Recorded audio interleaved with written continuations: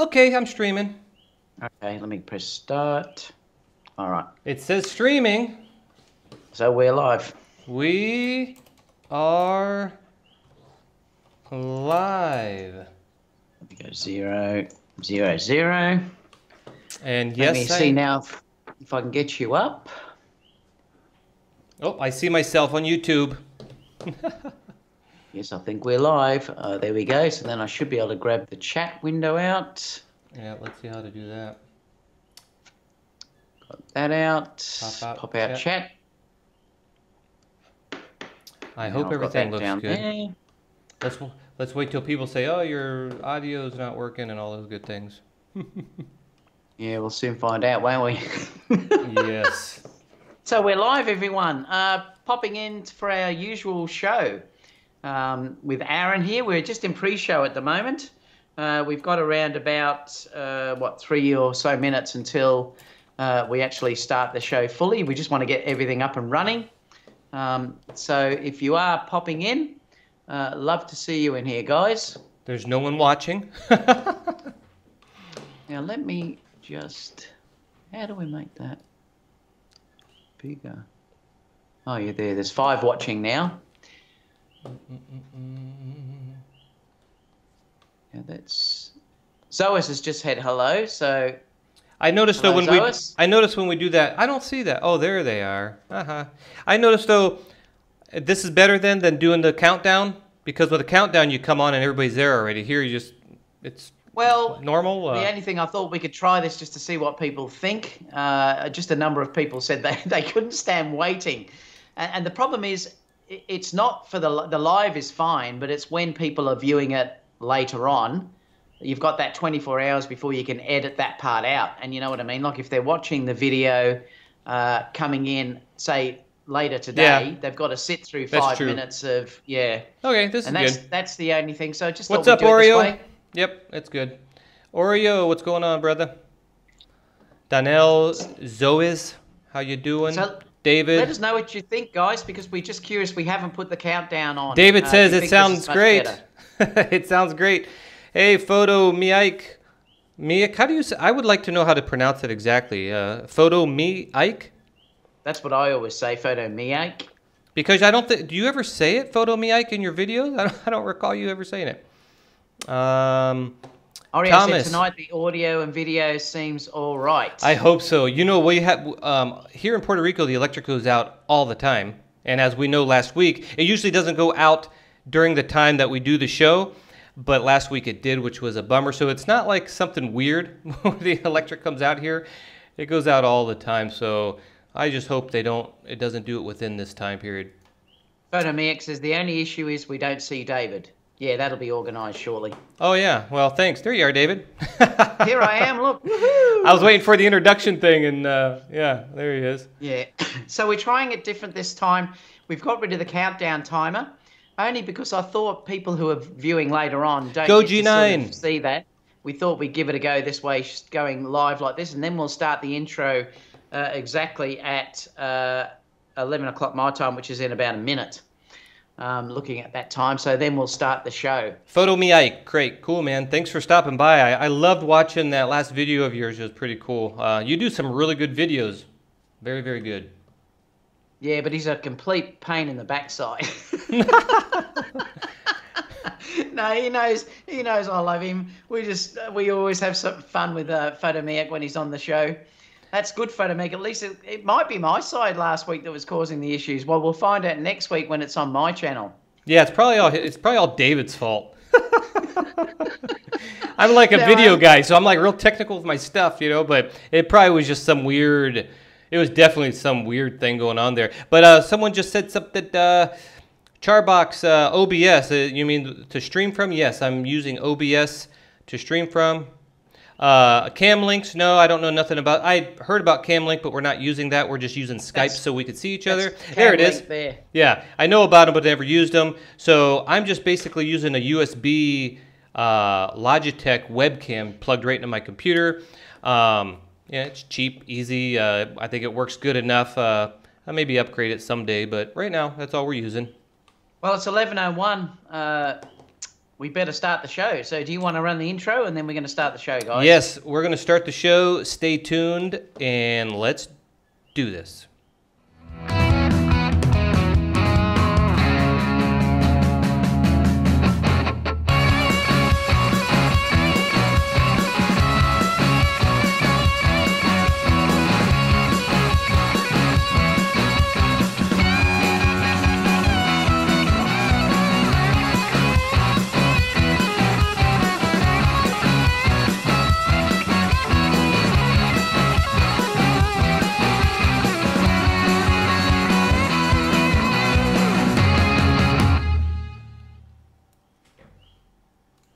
Yo, everybody, what's going on in the world of YouTube? We are here live. You guys are watching the #1 live streaming show on YouTube. We are going to rock this world, and we're going to have a bunch of good time, lots of information. In this show, we show you guys, me and David Oastler, who also hosts this. I stream it on my channel one week. He streams it on his channel the next week. And we talk about gear news. We also we show a photo that we've taken during the week or in the past, and we explain behind the photo, behind the mind during that photo. So it's a really amazing thing. Since I do both video and photography, so we're bringing more video and photography into this. And here's the other host, David. How are you doing, David? G'day, everyone. Popping in for our usual chat. I was just listening on the live intro then, Aaron. I hope the audio was on, because I couldn't hear any audio when we did the intro sound. So hopefully it worked. Everybody can hear us okay? Nothing should have changed. Yeah, I don't know what happened there. But yeah, so it's great. We're back for our normal chat. Today, obviously, it's on Aaron's channel. Next week will be on my channel. Just starting to grow this basically YouTube live broadcast that we're doing. And I think over the next 12 months, we're hoping that it really does sort of really expand, and I'm certain that it's going to grow, because there's nothing really like it out there, and I'm really excited about, you know, how it's going to go eventually. Yes, indeed, it's going to be really cool. Now let's go to a, what is this? We're going to talk about, David, you're always better at this, the photography and videography school on Facebook. I'm showing it on the live stream now. Yeah, look. We've set this up really it's an extension of mine and also Aaron's YouTube channel. Aaron is a moderator on this, as well as some other people that are in the live chat.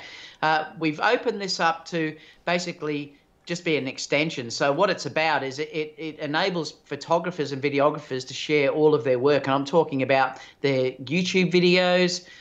It will incorporate all of their Facebook pages. It can incorporate their actual home pages, websites, things like that. And it's one of the only places on the web where we really are controlling the amount of abuse that actually is on this page. So if anyone is at all starting to get the usual prima donna, I'm better than anyone else, they're going to be warned once. If they do it again, they'll be booted.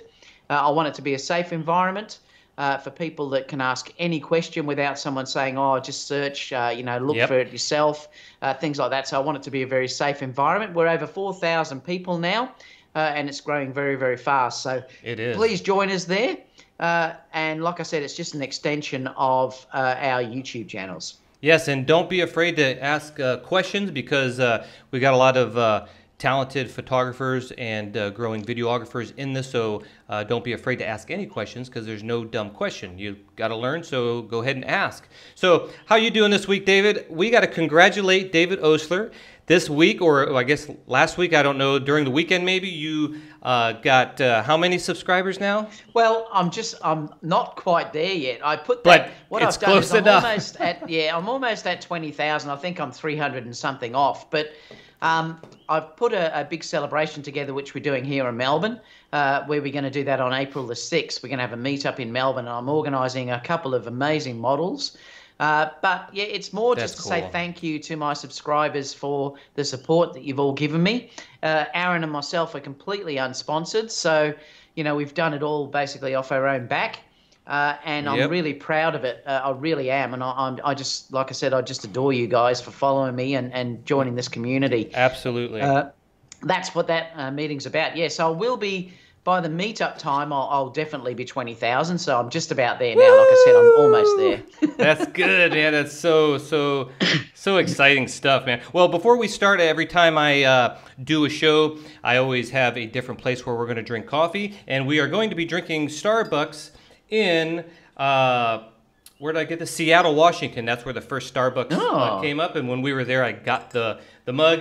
1971, they started in Pikes Place Market, Seattle, Washington, and I'm drinking Starbucks in the Starbucks cup. So that's where we're drinking coffee today. What are you drinking today, David? I'm drinking Coke, and I've even got it's too early in the morning for me to have a beer yet because I've got to work for the rest of the day. So I'll probably go and get a coffee straight after this. I mean, an actual coffee. I usually go every morning, and that's where I research and check my emails and also look at YouTube and Instagram and everything else. So I'll do that after the show's finished. And then I've got to come back and actually do some work. I've got a stack of gear that I've got to review. I've been sent a whole stack of stuff from actually Small Rig. This is another one that I'm going to be reviewing. The Atom X. Yes. So that's the Ninja cage. I've also been sent a cage for the A7 III. I've got a mount that goes on the top, and I just reviewed the an amazing little attachment that goes on the top of the camera, Aaron, for the A6400. Yeah, I saw that. It is brilliant. This is the best thing that I've ever seen sort of develop for such a cheap little add-on to let you use this as a real vlogging tool. Very cool. Apparently, that's the only one that's production model that's available, and they sent that to me to review and put out. So I was so happy that they did that. But great. So yes, I've been pretty busy. Cool. What about yourself? Well, yeah, I've been busy too. Someone said on one of my newest videos that I'm a Fuji fanboy. I don't know why they.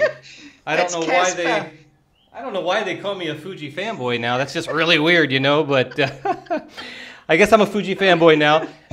We'll go into that a little later, but yeah, just the typical stuff, running around like crazy, doing a whole bunch of odds and ends, and just every time, like, what was it, like last week I didn't do the show with David because something happened, and it felt like, since I'm doing the show now, it felt like it's been a long time, so hopefully this doesn't happen again because I missed the show. And thank you all here for coming and staying here. Give this video a thumbs up.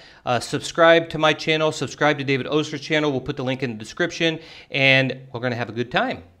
Well, I laugh because it was actually, who was it? Casper was the one calling you angry. I think he was calling you Angry Aaron or something. Yeah, like the other guy.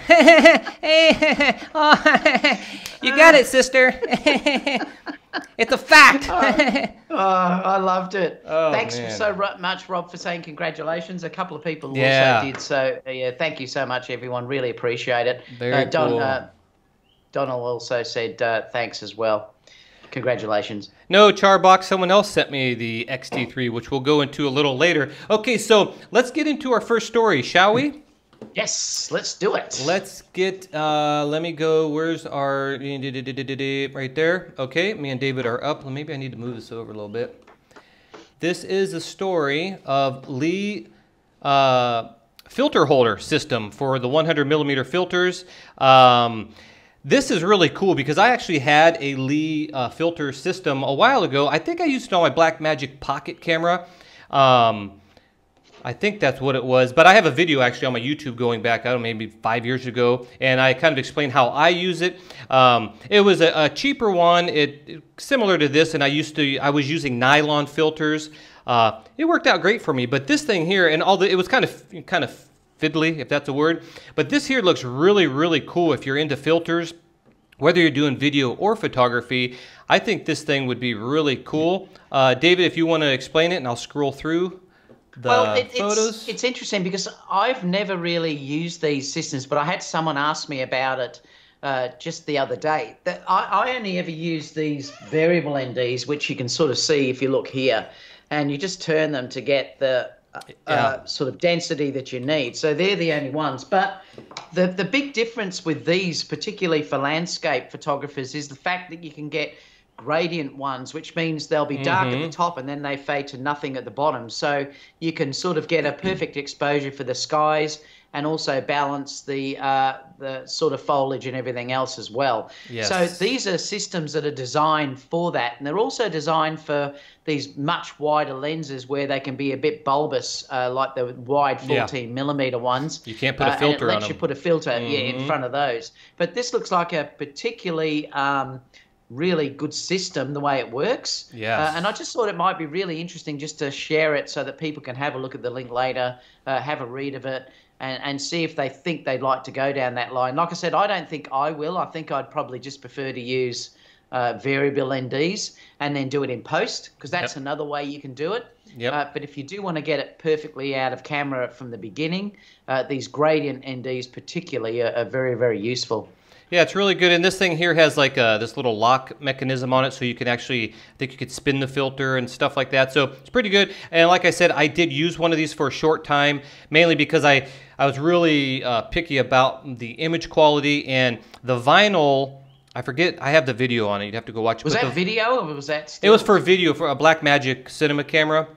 Okay. Pocket cinema camera. And I was just really picky about the quality of the image. And at the time, I've had few neutral variable filters, but they just left a pink cast or whatever.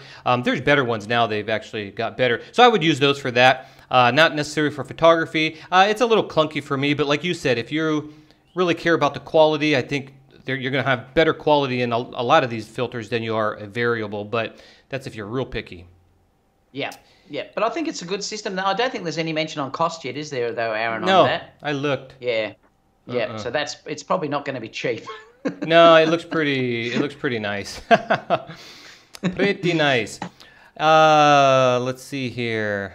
Oh, someone said that that's a good impression. It sounded just like him. Yeah. Yeah, I was laughing at that. Charbok said, "Can you talk about magnetism?" I can, but I won't. I'll get off on a whole nother thing on that one. Let's see. Okay, next story. Let me see if I click on the right thing. Nikon now includes the 250 FTZ lens adapter for free with the Z6 and Z7. Do you want to start off on this one, David? Yeah, and you know what? I'd love to see what Photomiak thinks about this. Yeah, me too. When I saw this, I thought of him. Yeah, interesting, because I was a little bit surprised that they're giving an adapter so early on in the sales, and hopefully Photomiak will chime in on this. And I was wondering about, is this something where Nikon is saying, well, we'd like to push the sales a bit more? Or do you think that it might just be that they're selling well enough and they just basically want to promote it even more by giving something free away like this? Because usually when something is first released, you don't usually get discounts for quite a while, because usually they can just, they're hard to get. That, you know, like if you look at how the D850, you couldn't get that in camera shops for 12 months. I think it's still not that easy to get. And they certainly weren't offering discounts or anything free with that. So I was just wondering whether, is it not doing so well that they're offering these sort of freebies already? Yeah. Or do you really just think it's a needed thing? Now, I know Photomiak shoots with this, so I'd love to know his opinion about it. He says he wants his 150 back. Yeah, and it is a bit of a bummer. I know. Can you imagine? You paid full price just not long ago, and then you've bought this adapter, and then all of a sudden they're giving it for free. Yeah. It's not really a good thing, I don't think. I can understand it probably should have been shipped with it in the beginning for everyone. Everybody like was saying that, would have got it. Yeah, but what do you think, Aaron? Yeah, I feel exactly the same. Most people thought it should be shipped, because when you're buying into a new system and you want to keep your customer on the other lenses, you should be like, hey, it's free, so that wouldn't be like a deterrent to get the new mirrorless camera. And I think they should be like, if you bought the camera within a certain amount of months, or something, you should get like a refund or a discount off of something maybe. I think that would just be, great. But like you said, I don't know if they're hurting and they need to add that in, or they just said, yeah, that was a dumb executive decision, let's just make it free. But they should have at least some type of a voucher for those who bought it between certain months or something like that. Yeah, I mean, look, it seems to be, particularly now with the new upgrades, they really have done a good job with that camera. And like I said, Photomiak knows how I feel about it. I came from Nikon, and I actually think they've done a good job. if they hadn't held back, particularly just with the dual card slots for me, yeah, it would have been a really, really good release. And I'm sure the next one probably will have that, and it'll be a great release. Video features wise, it's outstanding what they've done on that camera compared to how they were previously with video.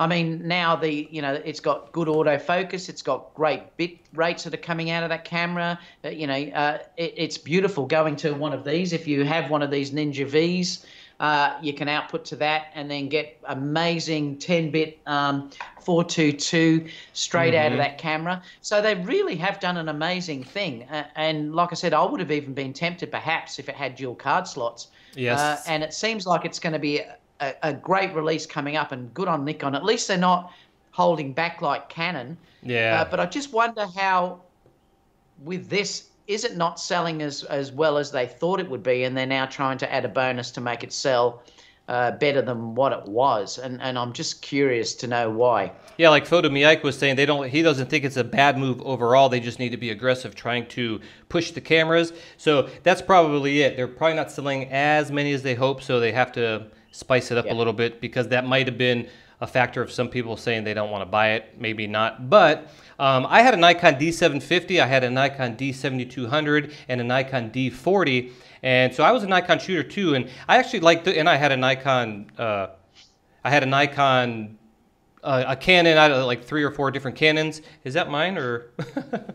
I had 3 or 4 Canons, and let me shut that off. And I like Nikon better than the Canon. Oh yeah. So I mean, if you look at it. Yeah. Sorry, Aaron, but if you look at it, the Nikon have probably done definitely the better release out of the 2 big manufacturers of Canon and Nikon. I mean, the Nikon release, the Z series, is way better than what Canon have released. Yeah. I just don't understand, if you look at the price of those cameras, though, why they made that decision to put a single card slot in, because it's not priced as a beginner camera, and that's the thing. I just don't understand where that came from. Right. And really, whoever that was in Nikon should have got their butt kicked, because it was a stupid move. Yeah. And I'm sure the next one will probably won't have that at all. So I'm looking forward to seeing them release the next version of this. And I think definitely Canon are probably going to announce, there's rumors this morning that I just read that Canon are going to announce a 70 megapixel camera sometime this year. So, wow. I mean, hopefully. And the thing is, I hope every manufacturer survives, because like I've said all along, that we need the competition. So I do hope that everyone survives. If Sony were the only one, like Casper just said, Sony's all you need. But the point is, if Sony was all we had, then there'd be no innovation, and we don't want that. Nope, they would just stop and we'd be stuck with old stuff. So I agree. Yep. And yeah, the dual card slots is the thing that killed it for me. Some people still say they don't mind having 1 card slot, but man, I've used cameras with 1 card slots and I was always stressed. So now that I have 2, I'm not stressed. Even if a card never dies, it released my stress, and it was worth every penny for not having that stress when I'm shooting in a wedding or an event that will never happen again. I just couldn't imagine.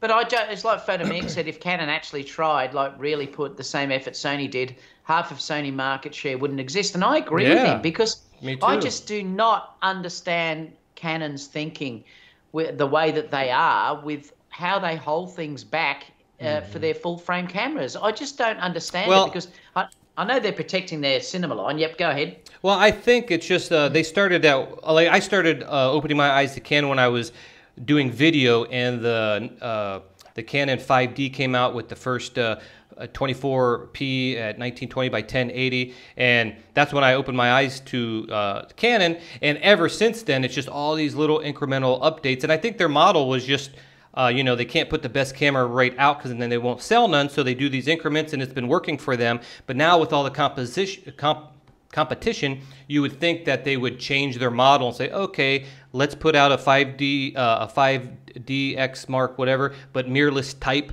and then it would be like, whoa, and get better video than an inexpensive X-T3 and all that stuff, and then they would just come back. But they're not changing, so stubborn. I don't know. Yeah. And look, and as the market's shrinking, the point is that if they made a really good release, they would sell heaps of those cameras. Yeah, they would. Yes, they may not sell as many of their higher-end cameras, but they would certainly make up for that with what they'd be selling in their full frame cameras, where all these people would be upgrading and buying, and they probably would come out in front. For sure. I don't understand this protecting the high-end features anymore. I think it's a flawed model, and I think it's going to hurt the companies that do that. Listen, nobody like me, I'm a professional, but I won't even buy a real expensive camera like that. And there's a lot of people that would never buy the cinema line anyways. And the people who actually get high volumes of work and get paid really good, they're the ones who's going to buy it regardless. They're not going to walk around with anything less expensive, even if it comes close with a couple minus features. So I don't think they're not going to hurt their cinema line at all. I mean, the pros that need that will buy it, and everybody else isn't going to buy it anyways. So. I mean, it's look, I can understand holding certain features back, and this is the thing, I can understand certain features, but when you're talking about cropping a full frame camera by nearly 1.8 or some ridiculous thing, and not giving you focus and stuff like that, or even giving you 24p, what are they thinking? I don't know. And that's a fact. Okay, let's go on to the next story. Is this it? Oh, I gotta go up. There we are. Okay, so this is the winning photo of the, man, $120,000 of the HIPA prize was apparently staged. That's I know. That's terrible. I hate cheaters. I just can't stand when people cheat. And then when they get ahead in life and stuff, it's just like, oh man, there's so many good people out there that really care about what they do, and they're trying to be, like not cheaters, and then someone like this cheats. So yeah, I read through this article, and the photo is a beautiful photo, but then this is what he presented apparently. And so he won $120,000. Hello. And then you see the behind the scenes that someone took. And it's like, hey, wait a second. They brought her over here and sat her down and told her to look that way and tell the kids, say, hey, look over here. And so apparently it was staged. I wasn't there. I don't know. But it wasn't on the side of the roadside like the photographer said it was. Apparently maybe the road's right here. I don't know. But what do you think, David? Oh, look. This sucks. It does. I mean, and this is why I never, ever believe what I see in these photo competitions or anywhere else. Because, this stuff, we just recently heard that stuff about who was the girl? Matt Granger and all. Not Matt Granger. It was brought up with the Afghan girl. Oh, yeah. As well. Tony Northrup. Yeah, you just don't. The thing is here that clearly when you look at that other image, this has been completely staged. Yeah. So it's not a natural moment like what they're trying to portray down there at all. It's like they've got a model. He said it in that position. Yeah, in the interview, he said it happened in the spur of the moment on the side of the street. Yeah, hey, that's what this thing. They could have lied in. Now, there's a whole kind of liars out there. They could have lied in the story, and he never said that. I don't know. Yeah. But if this is true and it worked out this way, it's a shame. But it's not. It's just not ethical. Like, you look at it, and that poor woman. There's 15, 20 people crowded around her, doing that type of shot. She's probably incredibly intimidated. It's also. It's just disgusting because they've made it out like, she's this sort of refugee sort of sitting in this paddock waiting for something to happen or whatever. And she's surrounded by this 20 or 30 people doing the shot. And I just don't – I no longer believe, like I said, this is the one reason why I will never enter photo competitions of anything. No, I just think the whole thing is flawed. It's all up to interpretation from people that are out there. And probably have totally different taste to what anyone else has. And, I see some of the things that win, and I just go, oh, I don't know. This really gets up my nose. It's like really movie awards, It's like I'll watch a movie that everybody says they hate, and I said, I loved it. I liked the Han Solo movie, and nobody else liked it, but I liked it. So, I mean, I'll give it a star, and someone else won't. So, yeah, it's kind of bogus. Now, I don't know if this photo, if you guys can see this, but I don't know if that's, they cropped in on this guy in the white T-shirt. I don't know if that's the photographer who won or not, but regardless, he was here somewhere. And look, everybody took the same photo, but yet that guy won $120,000 because he entered it in the contest. Well, they all have that same photo too, sitting on their hard drive somewhere. So it's not like it really makes me upset. And I guarantee that this was probably, she was set in that position by one of these so-called photographers that were there. They probably sat her in that exact position, that exact pose, and then they fired it off. Well, the best case scenario would be she was sitting there and there's a road that we don't see that because he said it was by a road, and one photographer started shooting her, then everybody else said, oh my gosh, look at that, and they all crammed over there and started doing it. So if that was the case, you know, then it's an actual photo at spur of the moment. Everybody else just crowded in. So maybe someone's out to hate this guy and show this and bring up false. you just don't know. I'm always looking at both sides and trying to figure everything out because I wasn't there. I don't know. But if this is true, it's a shame. Yeah, it is, and it wouldn't surprise me at all. Yeah, that's the thing, you know. But I can't say I know, but yeah. But that's ridiculous. I mean, what a ridiculous amount of money. I mean, honestly, it's just crazy. $120,000 for some. I mean, it's subjective. I don't know. I don't get it. But hey, you know what? If someone does do this for real and gets that money, that's cool. Okay, on to the next story. Let's see here. Oh yeah, there it is. This is how a joint photo shoot helped me understand style. Now, go ahead. You go first, David, on this one. Well, this is really interesting because I've done a couple of videos about setting up or creating your own style, and it does take a long time to sort of work out what your own style is. Mm-hmm. And I thought this was an interesting one because I definitely am not a person where I think you should copy someone else's style. You work out what your own style is, and then you sort of develop that over a period of time. If you try and force your style to come, it just doesn't happen. But this is from a different perspective because what they're saying here is that it's good to work with another photographer, and then you can compare your styles sort of later on, you know, and it can both help you grow. Because clearly these two photographers have a completely different look in their images when you're looking at them. And I thought it's a great exercise to show that, you know, two photographers can have a totally different style. You can both learn from it. I'm not saying copy from it, but it may help you sort of think about something from a different perspective. Like, you know, could I shoot a different way? What lenses are being used? You know, how do we position the model? Things like that. But it certainly does take a long time to get your style. Like I said, mine is often quite a dark look that I love. I do like to often go to sort of this real darky look.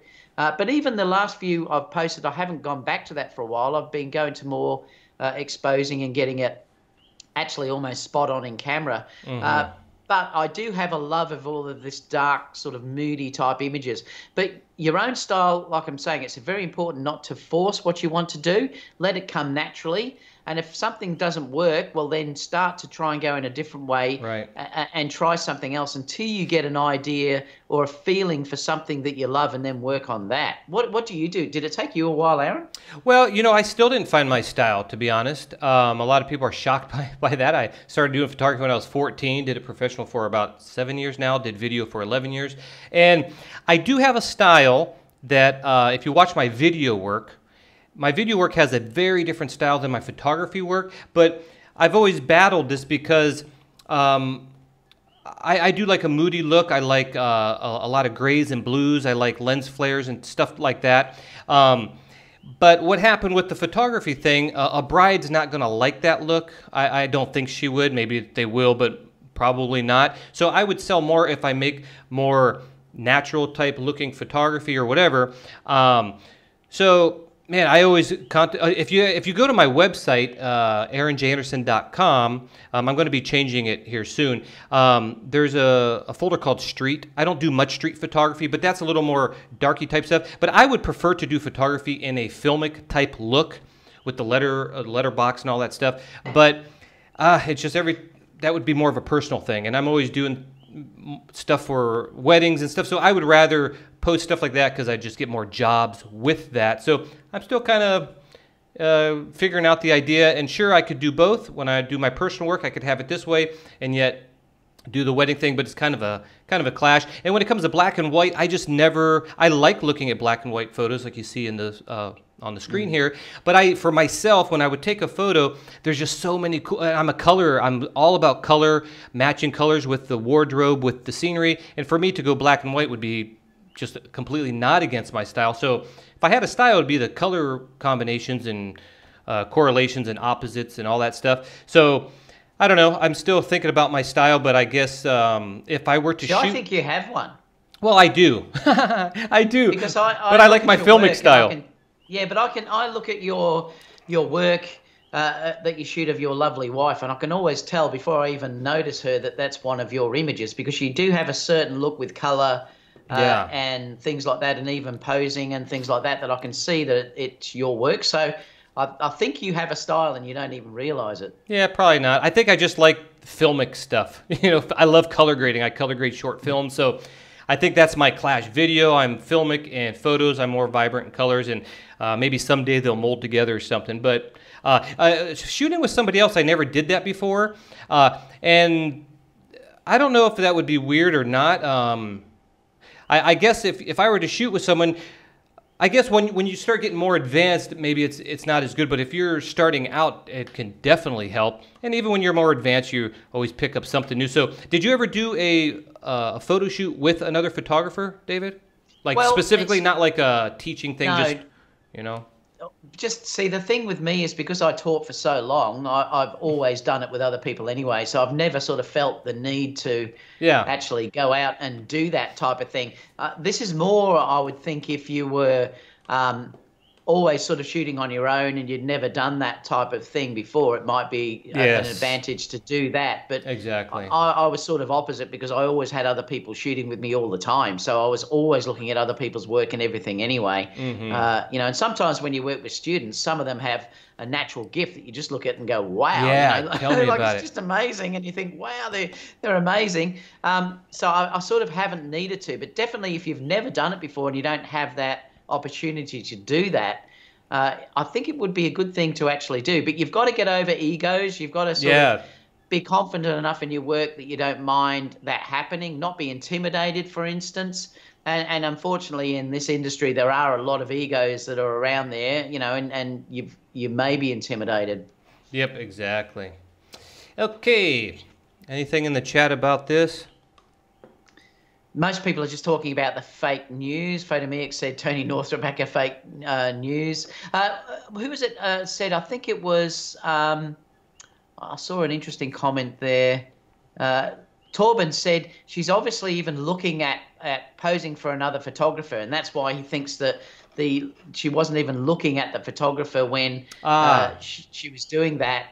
You know, and that's often what you can tell when you look at brides and stuff like that, when someone tries to make out that they're shooting a wedding, and you can always tell that they're at a workshop, because the bride is always not looking at the photographer. They're looking at some other photographer that's standing behind them.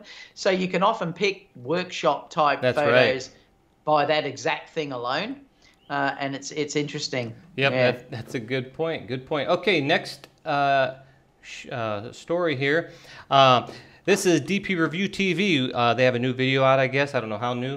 Yeah, March 9th, I guess. Or this is published here.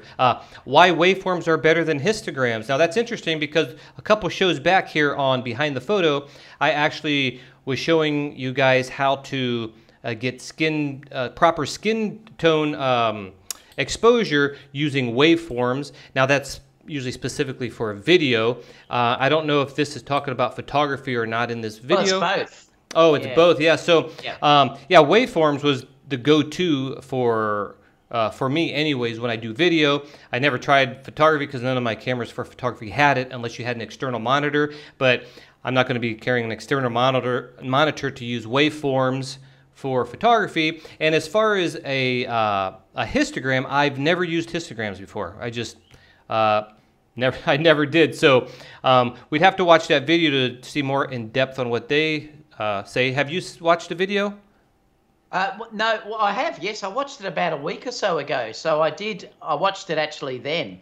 And it did make sense to me. The reason why I thought I'd share this, because after I've been using, these sort of monitors to expose all the time. Yeah. And I used to do it with the GH5 as well. I used to love waveforms against histograms, because I find the problem with histograms is it's not accurate enough, and you're not quite sure whether you've really reached that point of blowing out your highlights or not. You can never actually tell.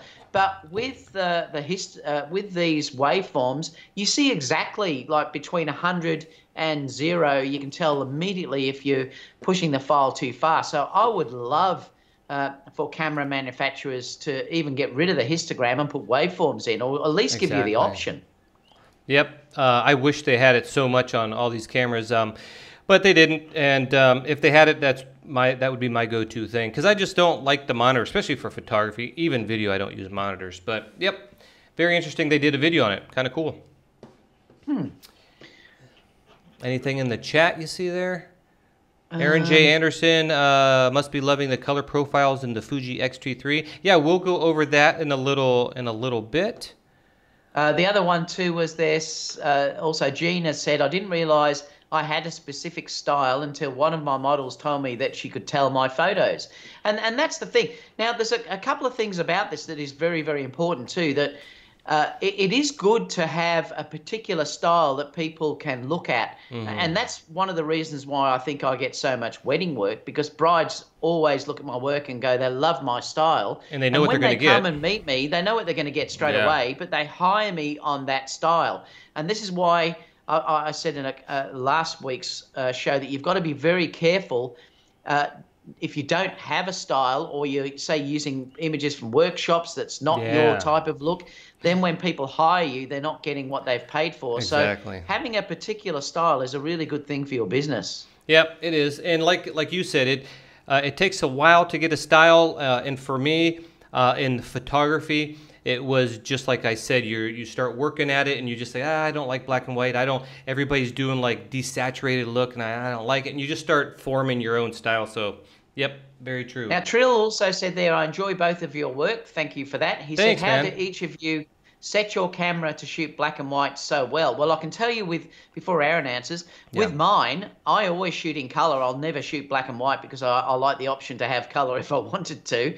And then I will go into Photoshop, and it's just playing around really with me to get the image that I look, just using curves and things like that. And then I just go to black and white. Sometimes I use filters. I can't remember the name of the one I use. If I think about it, I'll post it as a question or something later on. But I do like black and white, but I don't do it very often. Yeah, like me, I never do it. I mean, I did it a few times on here it's called a quinceañero. It's a sweet 16, basically. And there was really bad lighting, and the color was, I couldn't get color balance. It was outside with those crappy street lights at night. And I did black and white those just because they looked so much better in black and white. So that's the only time I think I've ever used black and white. Other than that, I know I've played around with black and white by taking colors, like making it black and white and then taking different colors out, like red from the black and white, and you get a little more contrasty looks and all that. But yeah, I'm not a black and white type of guy. But you know what? I would never either shoot in black and white either. I would always shoot in color, because you just can't get that color back if the black and white doesn't feel good. So I'd shoot in color and black and white later.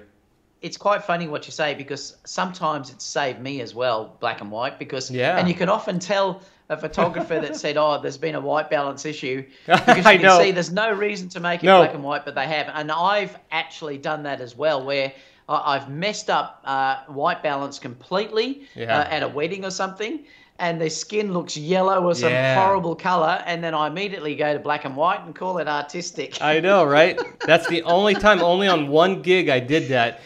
We were inside. You know how when you're doing Sweet 16 quinceañeros weddings, things are moving around, and the Sweet 16 girl, I don't know what you call it, but she came out on the porch, and so I ran outside, went down to the street, and was taking photos up at her. And the white balance was for inside, and you know, it just fell apart. So hey, black and white, it looked artistic. Funny. Okay, next story. I messed up here. Let's see if this is the right one. Nope, I did that one. This one. Okay, so Fuji girlfriend. Okay, now I've got a Fuji on my hand, so we can't do this first episode with the Fuji, as you can see all the Fuji around me here, without talking about Fuji.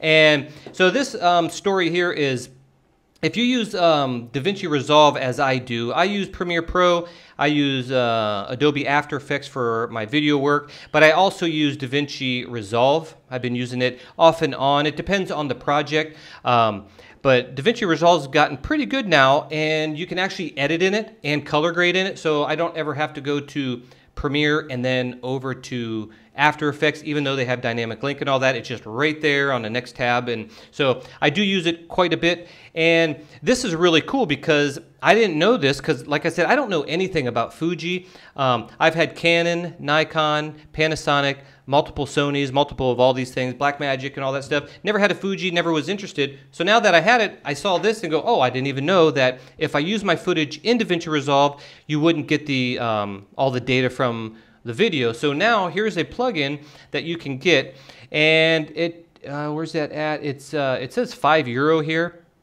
or 14 or something like that. So it's not very expensive. It does support the Fuji X-T3, the Fujifilm X-T3, the X-H1, X-T2, X220, XE3, and the A5. So yeah, if you're someone like me who uses DaVinci Resolve and have a Fuji camera and wish you had that data, which is really cool to have, you can download, well, you have to buy it, but it seems like it's pretty cheap.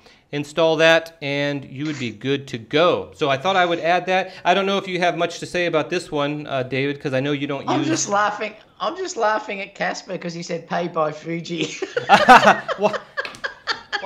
Why would you say that?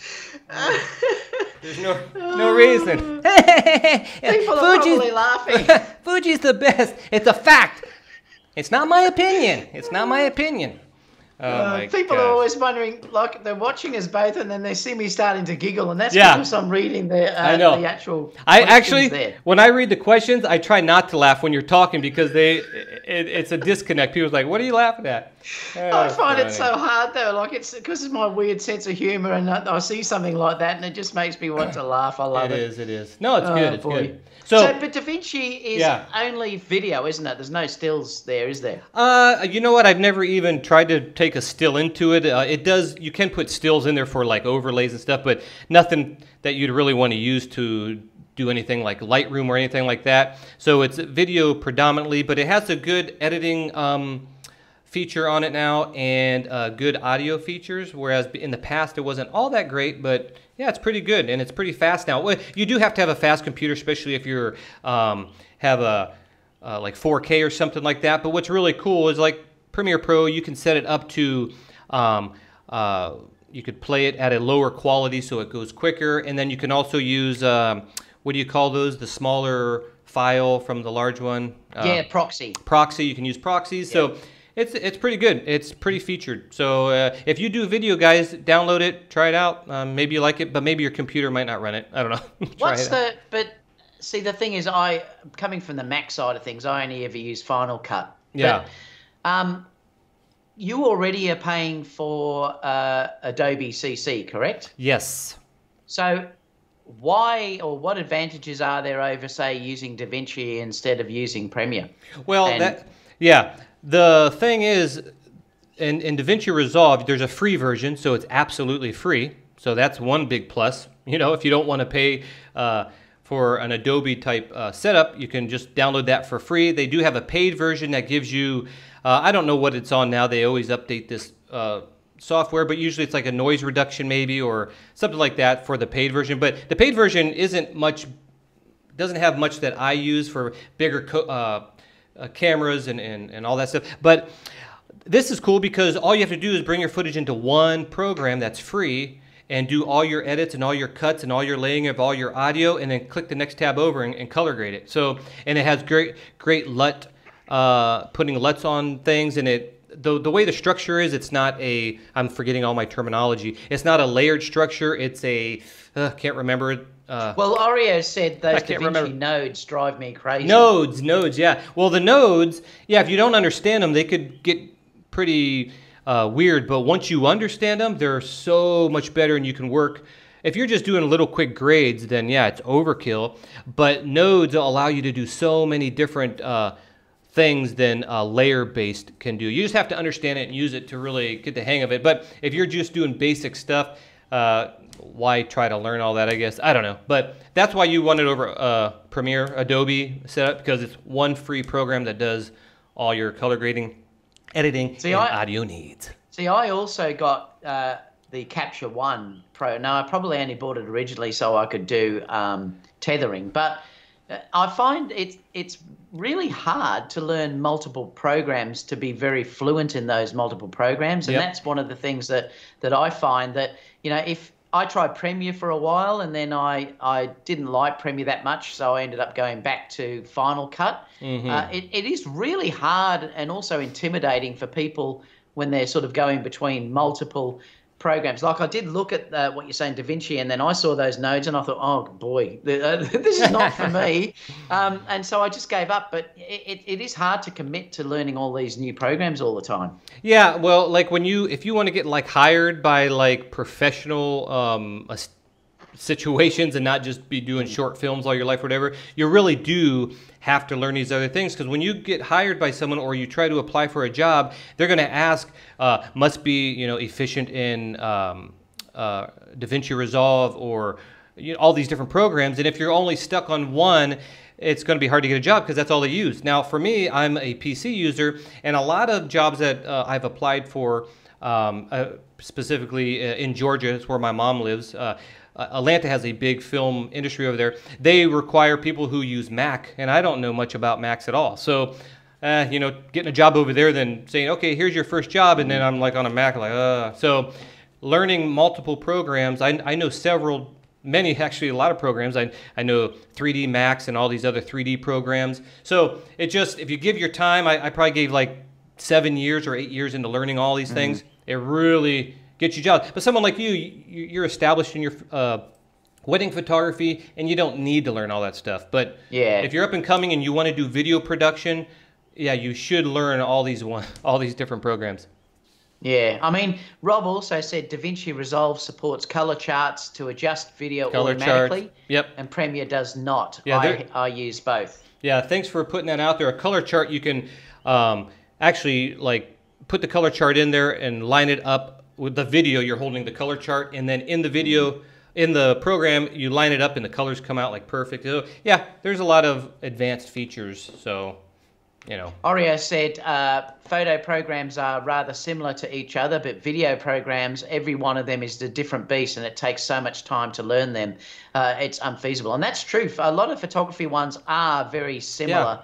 The way they work, but video ones, can be way different. Well, it's like we said, like this is a node based and Adobe is a layered base. So when I was used to After Effects doing all these layers, or Adobe or whatever, I used to use Sony Vegas a long time ago, and then going to node based, like, oh my gosh. But once I learned it, man, and I got pretty good at it. Okay, next story. Yep. So what are we on for the next one, which was... This is the Fuji X-T3, X-T30, another Fuji, here we go.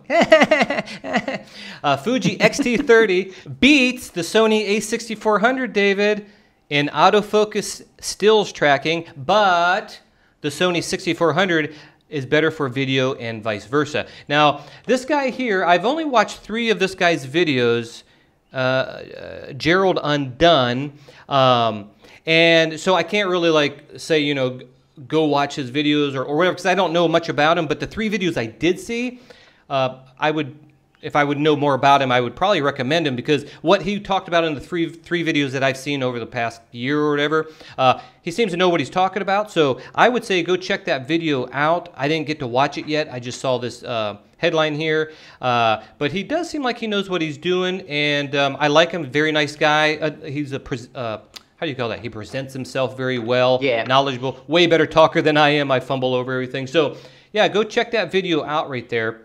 I don't know, David, I don't think you've seen this because we put this up, but since you've got the A6400, maybe you ought to check that out and see if it's true, or, you know, or whatever. Maybe something in there can help you out. And anybody else watching that, you can check it out. Down here, there's a whole list. We won't go through this, but there's the X-T30 Pros and 6400 Pros. I always forget to put these links in the description below, but if you go to Fuji Rumors, it's up there right now, fujirumors.com, and you can watch the video and look at all the pros and cons of this system. Yeah, I was just looking at a couple of things. The important ones for me there are that for video, the Sony wins by a little bit. Any advantage for me with the autofocus for video particularly is an advantage. I suppose, look, you're not really going to see a massive difference on the Sony side of things until they release the A6500 update. Because if you look at it, apart from the autofocus and the flip-up screen, the A6400 is the same as an A6300. It's basically the same sensor. They've improved the color. I actually think they've improved the color a lot because the JPEG images I'm getting out of that camera have been very, very good. Nice. Very, very good now with very little manipulation at all.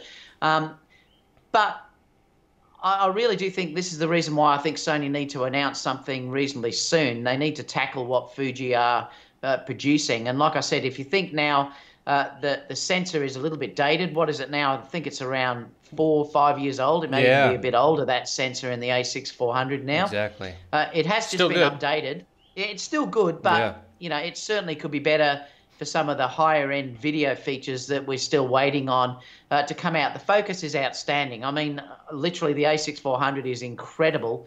And it's near my A9, and I can't wait. Well, I can't wait for the A9 to be updated this month. But I think the A6400 is probably the best video sort of tracking camera that I've used until the A9 is updated. So it certainly has that aspect of it. But it's an interesting video, and I think good on. I know Casper will hate you saying it, but I think it's good on Fuji for releasing good gear. They are pushing Sony, and that's what we need. We need someone to be really making Sony sort of up their game a little bit. I know that's a lovely looking lens, Aaron. Hey, one thing about the Sony 6400, I think that's probably why they maybe labeled the new A6400 a 6400 under the 65, because maybe the next ones are going to have the newer sensor. Does that make sense to you? Yeah. So they said, well, let's squeeze one more out of this. Let's give them a flippy screen with the amazing autofocus, but let's put it behind the A6500, and then on that next one, we will go to the new sensor for a couple of years. Yeah. I mean, there is a look there. Apart from the fact that the images do look similar, it's definitely been improved. The image, I read an article the other day saying the dynamic range has been slightly improved on the A6400, so they've tweaked that sensor a little bit. Yeah. But there is a massive difference, and I'm talking about a massive difference in AF performance on that camera than any of the A6 series particularly. It's a huge jump. I mean, massive. Okay, I had to laugh here, and I was holding it in, but Michael said, hey, Aaron, Ken told me to tell you he's proud of you. He's watching you from his basement. And someone else said, Casper said, there's a Sony sensor in that Fuji. I hope so. What else? I never said Fuji was bad. Casper never said Fuji was bad. You know, when it comes to all this one's good now, I can care less. I mean, I really can care less. A lot of my videos, I'll do a comparison with for portraiture. Stay tuned for that. I'm going to compare these two. They're apples and oranges. I want to see what I like better, apples or oranges. That's just the way I fly. So I don't care if people like one thing or the other. I completely don't care. We just got to look for what you like. I mean, everybody heard that 100 times. So for me, it doesn't matter. Just what you like, just get it and use it. What are you laughing at? What do you see? No, I'm just laughing at some of the comments. It said, I'm just laughing. Hey, Aaron, Ken told me that you're proud of it. I was reading that comment. It's really funny. And he's in the basement. I noticed also Oreo said, have any of you guys worked with the HLG profile? I've started using the HLG with my A7000 camera, or 700, I should say. And I'm really happy. They're easy to expose, and you can use ISO 125 and still have good recovery. I've just started to look at it, Oreo. And I just purchased a Leeming LUTs, which seem to have great profiles built in for the Sony cameras that you can load and use it without very little correction at all, because these Leeming LUTs have the ability to correct it just by dragging the LUT in, and it almost fixes it. And I know also it will go into these, and so you can see it on your camera as well. So I may look at it fairly soon. I might do a video about how it works for me.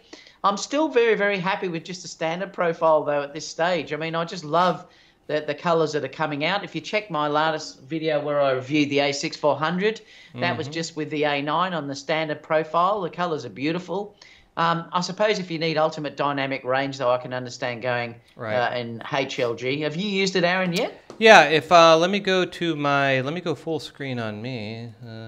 If you go to my YouTube channel and you scroll down, I did a video right here called, can you guys see that? Yeah, the Sony A7 III HLG color grading test with settings. I basically just did a test, and I always show my test even though I might not talk much in them or whatever. And there's some settings that I did. It was a little saturated, which you could pull back. Like I said, it was a one-time thing. So I did use HLG, but with my idea when it comes to flat picture profiles, I said this for, let me go back to us. I've said this so many times way back when everybody was flattening everything out from the 5D Mark, whatever it was. And when you have a small or a very crappy codec, basically, and there's not a lot of information in there, and you're like throwing everything out and then bringing it back in, it's not good. It's getting better because the codecs are getting more robust, but even now, if I'm shooting at 420,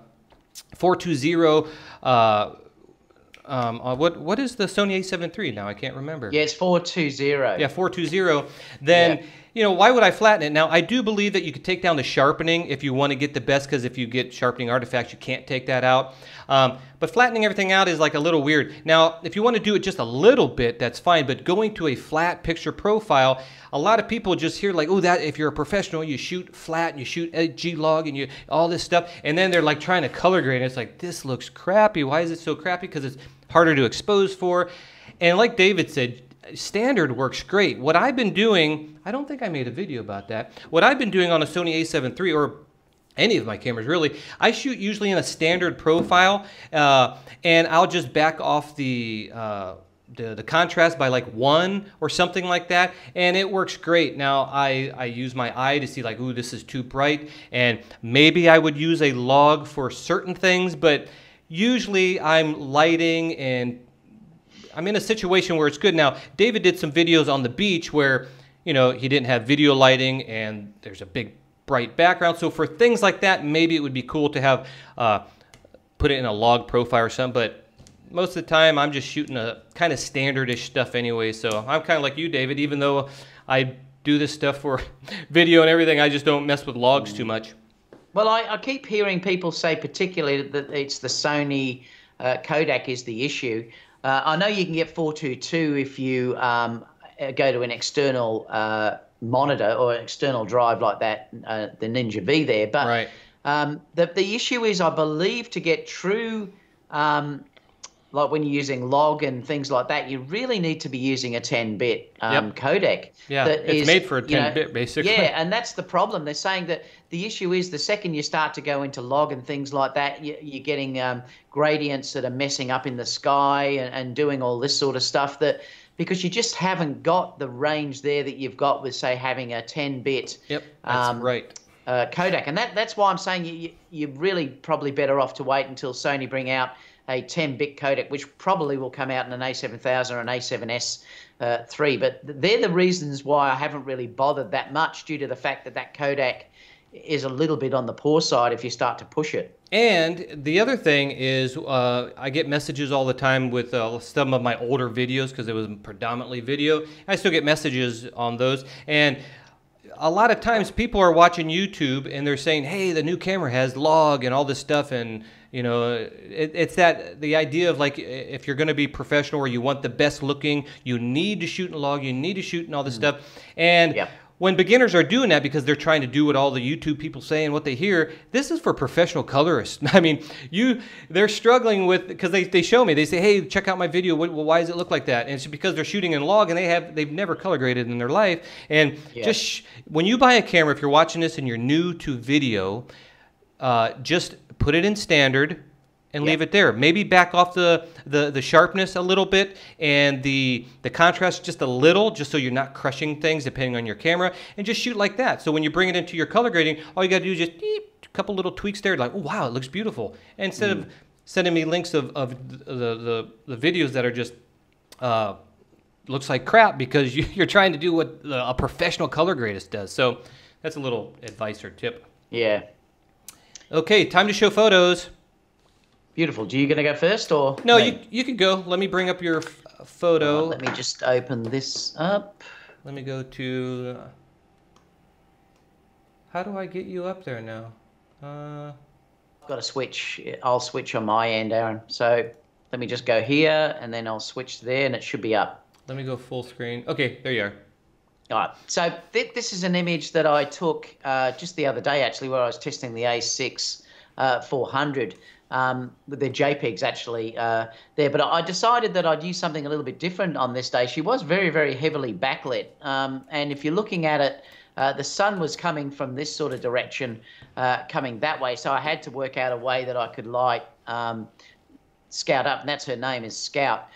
So what I did was I sort of did an ambient exposure and got that all correct. And then Kerry was standing just off the side up here, but she held this time a diffuser, and it was a silver diffuser that was flashing the light back this way towards Scout. Now, later on, I did use a flash. I used the Profoto B10 actually later on to do some others, but I wanted to try to use a diffuser in this stage just to see how it looked and to see what I could get out of the image. And I'm really happy with how these came up straight out of camera. Yeah. It's lovely. I love the color. I wanted her to sit sort of down with that face pointing this way, just to add a little bit of shape. That shoulder again was pointed back. And I always tell the models to, if you've got it, bend it, you know, like she's bent her leg there to give a lovely shape in the leg. And, you know, I really do love how it looks. I'm not sure how this will be when I blow it up, but because compression sometimes on YouTube does weird things. Looks good. But yeah, she's just a gorgeous young lady that's building her modeling portfolio. It was a paid shoot, so they pay me to do these shoots, and I just film it while I'm there. There was a number of girls there, but it was a stunning location. But again, just using a bit of that fill light to push back to light her up. If I didn't do that, if I didn't do that, she would have been very, very dark. You can see that she's lit more on that left-hand side there anyway. That's from the sun that's sort of hitting. But if I hadn't lit her up with that reflector bouncing back a hell of a lot of light, I would have been dark and black on that. And you don't want to basically do lighting, split lighting through a female through the nose. And you can just see that's what would have happened if I didn't add lighting in. She would have had that harsh light basically straight down through the nose there. This was 1/2000th of a second. It was f2.8 ISO 100, and it was shot with the Tamron 28 to 75 mil lens, and I just love it. So yeah, that's just all I wanted to show you. Very, very pretty. The cool thing that I like about this is it's going with my me and my color, you know, my style, and that is the white dress with the whitish sky, and then the rocks with the skin tone. It's beautiful. The lighting is great. Like you said about you hit the contrast like perfect how I would like it. Yeah, you could do a very fashionable type thing and let it go really dark, but being out there that bright, it would have been just way too dark. So very, very, very nicely done, David.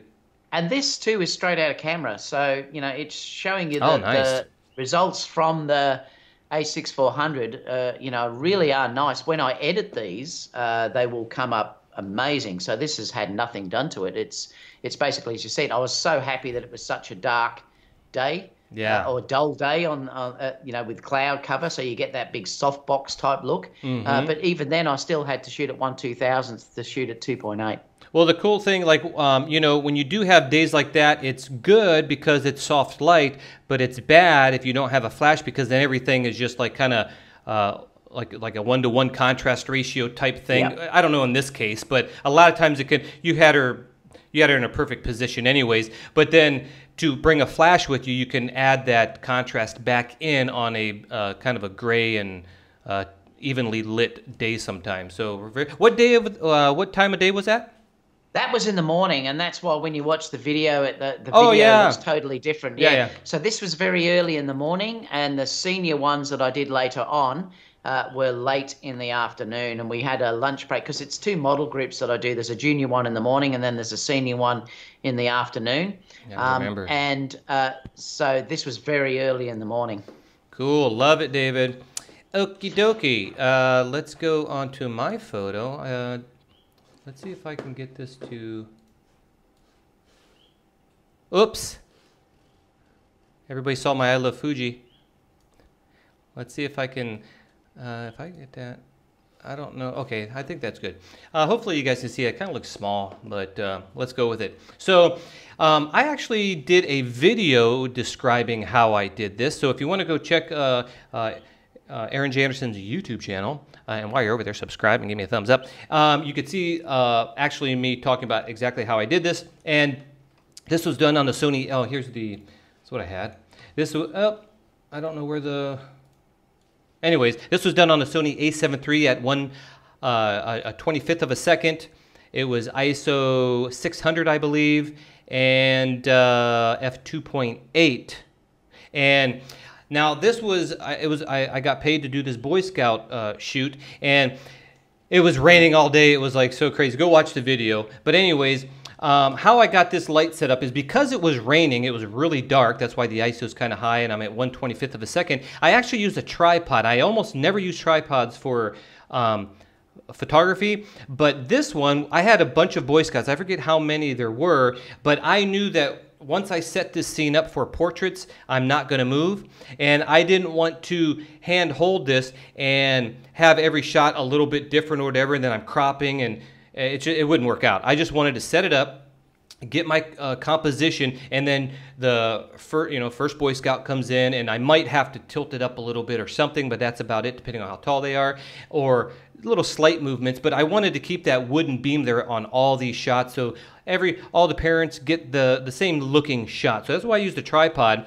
Now, I plan this months and months ahead. I plan a lot of my shots, as David knows. I like to scout and do all that stuff. Now, I didn't plan the rain, but it was raining quite a bit here, and off to the right, I wish I had that little pencil thingy you have, David, but off to the right behind that wooden beam here I have a speed light and a Godox 850, I think they're called, off to the right here with a warm gel on it, and that's why, let's see if we can zoom in on this.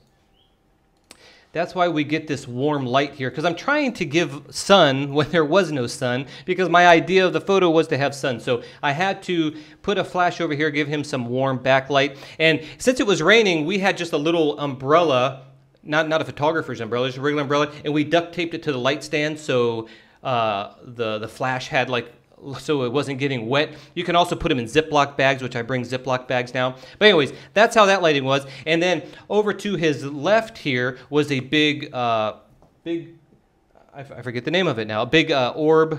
I forget the name of those people, but a big octabox, kind of close in, given this beautiful soft light on this side. And now in the back, my idea was to have a tent back here.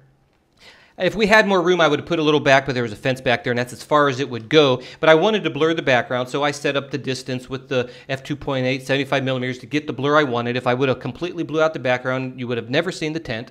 And in that tent, it was really, you couldn't even see it because it was dark back there because it was a dark day. So I went over there and I put a flash inside the tent, and I had the flash, pointed to the back of the tent, so it lit up the tent, but I didn't want it to be like a light bulb where your eye goes like, oh my gosh, that's too bright. So with the, you have the little controller trigger on your camera. So I set all the balance of all the lights with my little trigger thing, and that's how we got this shot. So when the next person came in, it was set up. I just had to tilt the tripod head or ball head just a little bit if the person's tall, and that's how we got the shot. So there you go.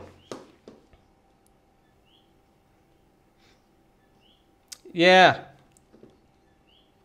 Make it be an image that you can't grab by unless you know what you're doing, and that's what I love to look at. It's the little extras like that unless you point out, often people don't notice them. No, and I mean, I often look at an image and I love to look at how was that lit. Yeah. And, yeah, it was lovely. Well, that's why he came up with this idea of behind the photo, because how many people say, what lens did you use? What light did you use? How did you do that? So this is the perfect show to watch, because we as professionals can show you, I don't consider that complex, but it's a little more complex by putting I'll give you ideas of putting a flash in the tent or lighting something in the back that you want to see, not always blowing the background out into smithereens. If it's cloudy and dark, but your idea was a sunny shot, use a flash with a gel to make it look like the sun. So yeah, pretty cool. Yep.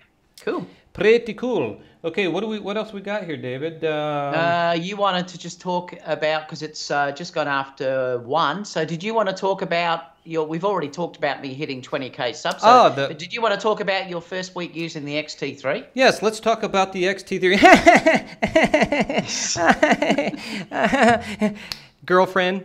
Yeah, so I got an X-T3. Now, if you guys ever followed my on Facebook groups and all that stuff, I've always said, oh, X-T3, I want an X-T3 so bad. When they first came out, or when B&H, the first week B&H got them, their superstore in New York, I was actually in New York, and so I ran down to B&H, of course, and of course I'm using the Sony a7 III. And because I just wanted, because now with the X-T3, it has the features finally that Fuji opened my eyes to. So I went down to B&H and I picked it up. I was like, ooh, that feels really nice. Guys, if you've never felt this camera and you're used to at least a Sony a7 III or any of the other cameras, this feels like a chunk of metal, and it is, you know? And I know these are too, they got plastic bottoms. I did a video on the build quality, so I'm not gonna go into that here, but it felt really, really sturdy, and the buttons are clicky. When I go to 0.7 III, I didn't put this in the video, but they're kind of mushy. So it's just the feeling of the Fuji I liked, but you know, you can't beat the output of the Sony a7 III as far as dynamic range, low noise, and all that stuff. So I never got the Fuji, even though I said if I had to have one camera, I would want a Fuji. This is before I got it. And what ended up, let me switch that. So I always wanted it. And go watch my video on how I acquired this. And I'm not going to go into it here, but a friend of mine, I'm going to call him a friend. He's a subscriber, a longtime subscriber back in my Panasonic days, and I've always talked to him and everything like that. Well, he was gracious enough to send me, I don't even got all the boxes back there, but there's like, I don't know, 10 lenses and battery grips and the X-T3, and it's just really, I mean, I'm still in awe. I talk to him every day just thinking he's going to ask for a back or something, because it's like, what? So I got an X-T3. That's going to give me new content on my channel as well, and I'm testing these out. So already I did a handling test. I keep looking over there, make sure I'm holding them up in the right place. I did an ISO test, but I didn't put that up yet. I did a what else did I do? You did a dynamic range test. So I'm going to be pitting these back and forth, and I've already got some comments like, that's not fair, apples and oranges, you know. Of course it's not fair, but I want to see, can the Fuji replace my Sony, or can the Fuji be a backup to my Sony, or could I use the Fuji? Is it good enough? How far behind is it than the Sony? So I'm definitely going to test them out. I test all my cameras out to see what's capable. I'm not going to say, hey, I'm going to use the Fuji in this wedding this time and never test it. What if it's like crappy or something? I don't know. So I'm going to go through a bunch of tests. That's how I acquired it. Go watch the video, and you know, you start sounding like, oh, he's a fanboy now. It is what it is. This thing feels great. It feels so good in the hand, and you know, I'll sound like a fanboy if I keep going it. And then you say, oh, he's poo-pooing on his Sony, or he's got a shiny new toy, so this is the new love. Yeah, not at all, man. I'm testing these out to see. But I just, Fuji's nice. I always wanted it. Two of the big things why I wanted one was this right here. I do so many low shots. I mean, a lot of low shots. My style, I use the, whoops, sorry there. I used, well, now on this one, I'm using the, where is it at? This is supposed to be one of the best lenses ever made on Fuji. Where is it? The 16mm f1.4. That's a 24mm 1.4. Do the math. It's, if you want the shallow depth of field difference. And I do lots of shots like this. You guys can see the screen down like that. And just to go down like this and touch the screen and then focus, it's like so easy. That's one of the things. And then 4K 60p. People say, oh, you don't need 4K, but you have 4K 60p. I don't have to switch. I just I just film everything in 4K 60p, especially when I was doing some action films. I wish I had it back then, because sometimes you storyboard an action film that you're going to slow motion, but then another storyboard scene that you didn't think about doing slow motion, but it turned out that, oh, that would have been good too in slow motion. I could film everything like that. And then in a timeline, you could put a 4K 60p on a 2420, on a 1980 by a 1920 by 1080 timeline, 24p, and it'll look exactly like you shot it in 24p. So you can go back to like the motion blurry look if you like it, and that's how I usually use it. But I always have that 4K in case I need slow motion. So those are the two reasons why I wanted it, and it's amazing. So I won't go on and on about it, but yeah, if you want to follow subscribe to my channel, you're going to see all the different things. And I just put up a video of all the lenses I'm going to be testing out. So anyways, what do you think about the Fuji, David? Yeah, I think it's good. I'm just laughing at the comments again. Like, tell me. said he's bagging on Sony, David. I love Photomiacus said, next video, why I switched from Sony A7 III to the X-T3. Stay tuned. I'll do it live. I'll do it live on this channel in a month or so. You need to do it. You need to. I wish I could get, honestly, I would love to get a Fuji camera because I would bring Ken back and do some ridiculous video with it. It would really be funny. It would really be funny. Who was it said? Trill said, last question, guys. Do you worry that only about 100 of your subscribers are actively still using their accounts? And how do you plan on drastically increasing subs from this point forward? Well, I have way more than 100 active subscribers, Trill. I'm not sure where you're getting that number from. Yeah, how do you know who's active or not? Yeah, I mean, I'm getting big numbers for most of my videos that I'm posting, so I'm not sure where you're getting that 100 subscribers from. As far as me, I don't. It's like, yeah, I don't know. What do you carry? Charbok said this is an example of why it's not about quality, but quality of subscribers.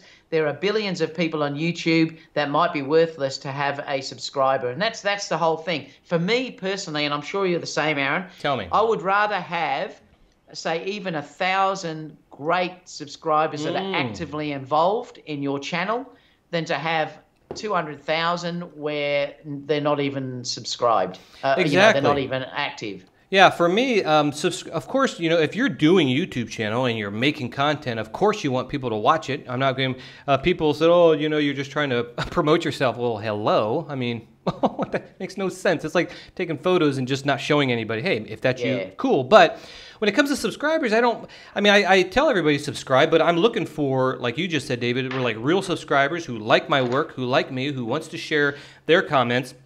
So I don't care about a huge number, just like you said, of just nobodies. Of course, that looks good because when someone goes through, it's like, wow, he's got 50,000 subscribers. So they tend to follow sheep type of mentality. So hey, if that's it, what I'm trying to say is it doesn't matter. I rather just have real people and real people talking to me and stuff like that. So I don't worry about it too much. I just ask for the subscribers, and that's about it.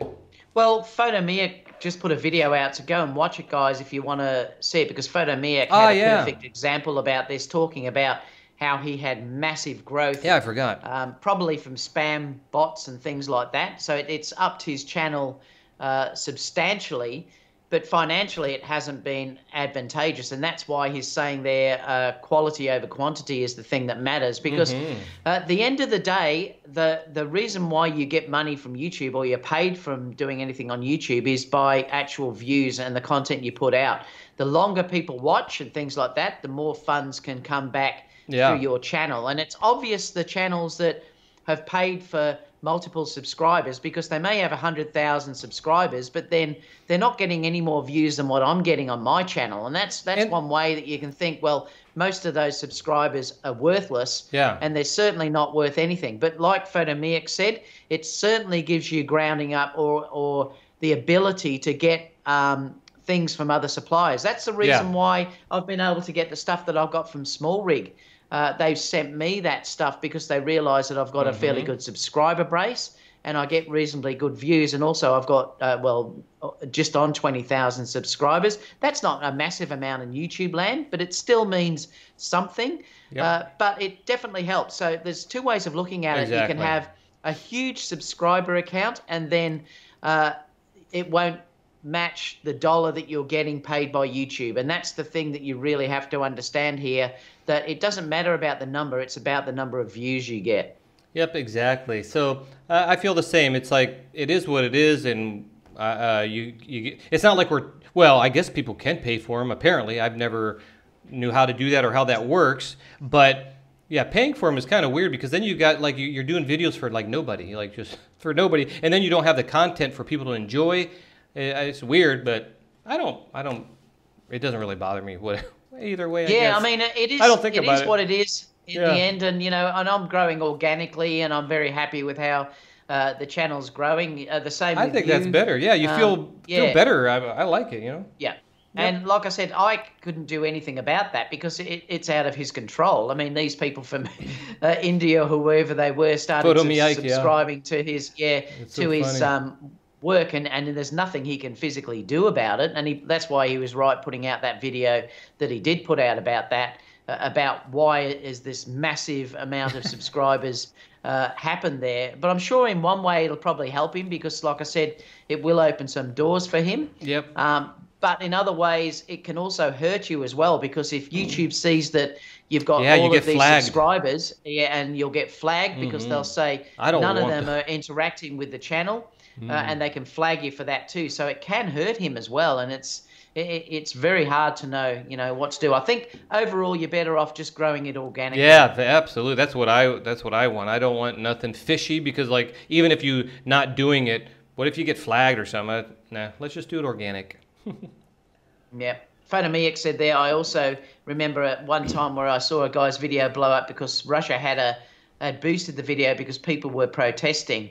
Oh. And when they searched for protest videos, it routed them to his video. Yeah, and it can be organic like that. Wow.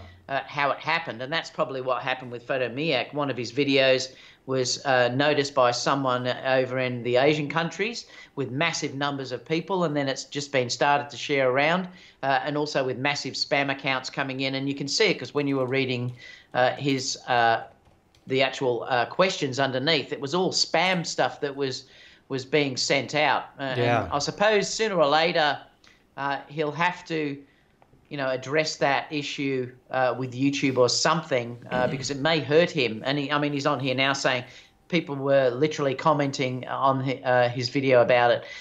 You know, and it may hurt him eventually, and he's going to have to sort of work out what to do about that in the end. It's kind of scary too because YouTube is like you can't even talk to nobody. It's just like all robotic, you know. Like we did I think our first or second.